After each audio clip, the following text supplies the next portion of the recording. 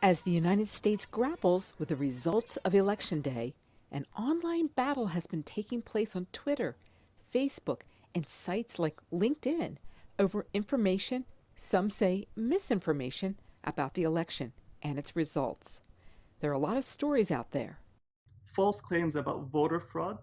We're seeing a lot of just a flood of such claims, calls to violence or calls to protest or calls to speak, fight conspiracies that are just not real.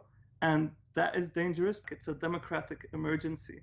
And we're terrified about these false claims further polarizing the American people and leading to a collapse in trust in our institutions. Twitter is trying to stop the spread of misinformation by labeling some tweets and preventing their ability to spread. Facebook is labeling posts and pointing users to its election site. On Thursday, it removed a Stop the Steal group used to organize protests against vote counting. Google-owned YouTube is posting a label on some videos, but leaving up some, making claims that appear to violate its policy. Misinformation about the vote count is also being posted in Spanish on Twitter and Facebook.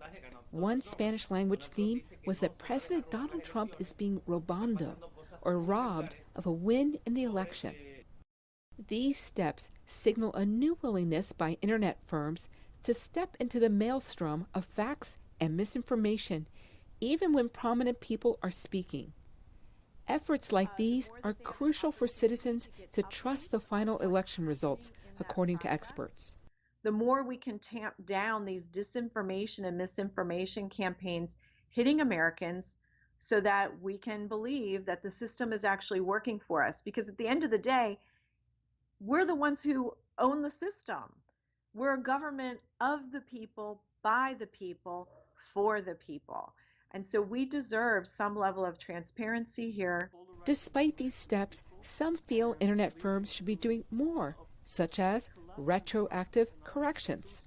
For everyone who has liked or engaged or seen the piece of misinformation before Facebook puts a label on it, they should send them a correction saying, sorry, we have, through our fact checkers, detected that this is false.